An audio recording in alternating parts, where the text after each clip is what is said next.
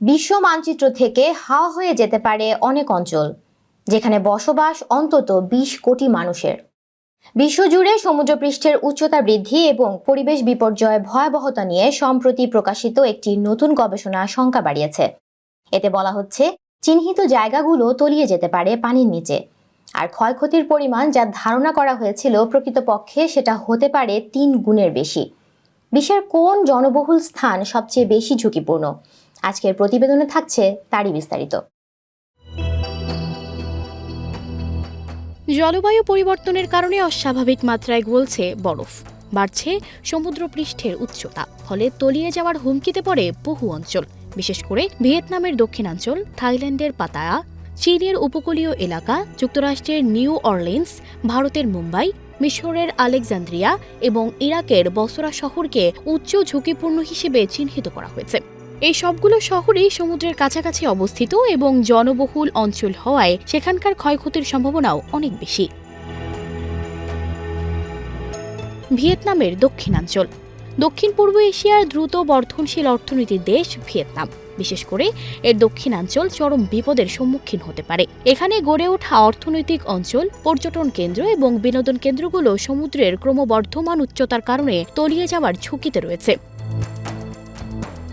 থাইল্যান্ডের পাতা, যা মধুচন্দ্রিমার জন্য একটি জনপ্রিয় গন্তব্য, এবং এর দক্ষিণাঞ্চলীয় শহরগুলো সমুদ্র পৃষ্ঠের উচ্চতার কারণে ভয়াবহ হুমকির মুখে পড়তে পারে। প্রতি বছর লাখো পর্যটকের আকর্ষণ কেন্দ্র হিসেবে পরিচিত এই অঞ্চলের জন্য বিপর্যয়ের সম্ভাবনা রয়েছে। চীনের উপকূলীয় এলাকা। চীনের উপকূলীয় এলাকা, বিশেষ করে দক্ষিণ চীন সাগরের নিকটবর্তী শহরগুলোর ১/৪ ভূমি ১০০ বছরের মধ্যে পানির নিচে তলিয়ে যেতে পারে। চীনের এই ঝুঁকিপূর্ণ এলাকাগুলোতে প্রায় ৪,৩০,০০,০০০ মানুষ বাস করে, যাদের জীবন, বাসস্থান এবং জীবিকা হুমকির মুখে রয়েছে। যুক্তরাষ্ট্রের নিউ অরলিন্স শহর, যা ইতিমধ্যে ২০০৫ সালের ক্যাটরিনা হ্যারিকেনের সময় ভয়াবহ ক্ষতির সম্মুখীন হয়েছিল, এখনও সমুদ্রপৃষ্ঠের উচ্চতা বৃদ্ধির কারণে উচ্চ ঝুঁকিতে রয়েছে। শহরটির প্রায় ৮০% অঞ্চল প্লাবিত হওয়ার সম্ভাবনা দেখা দিয়েছে।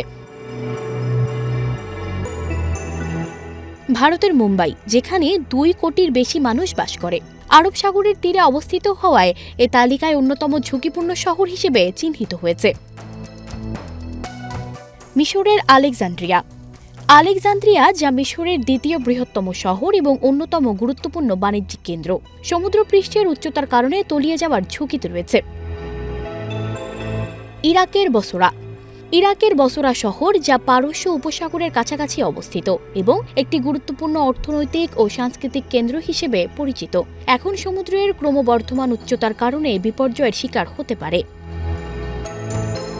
পরিবেশ বিষয়ক বিশেষজ্ঞ দিনা আইনেস্কো সতর্ক করেছেন, সমুদ্রপৃষ্ঠের উচ্চতা বৃদ্ধির ফলে এসব শহরের মানুষজন ধীরে ধীরে বাস্তুচ্যুত হতে পারে, যা শুধু তাদের বাসস্থানই নয়, বরং তাদের জীবিকা, ব্যবসা বাণিজ্য এবং সার্বিক অর্থনৈতিক স্থিতিশীলতাকে ক্ষতিগ্রস্ত করবে।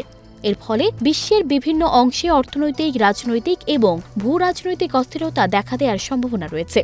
এমনকি দুর্ভিক্ষ ও যুদ্ধের মতো চরম পরিস্থিতিও তৈরি হতে পারে। তাই সমুদ্রপৃষ্ঠের উচ্চতা বৃদ্ধিকে নিছক পরিবেশ বিপর্যয় হিসেবে দেখার সুযোগ নেই। এটি বৈশ্বিক নিরাপত্তা এবং মানব জীবনের জন্য এক বড় হুমকি।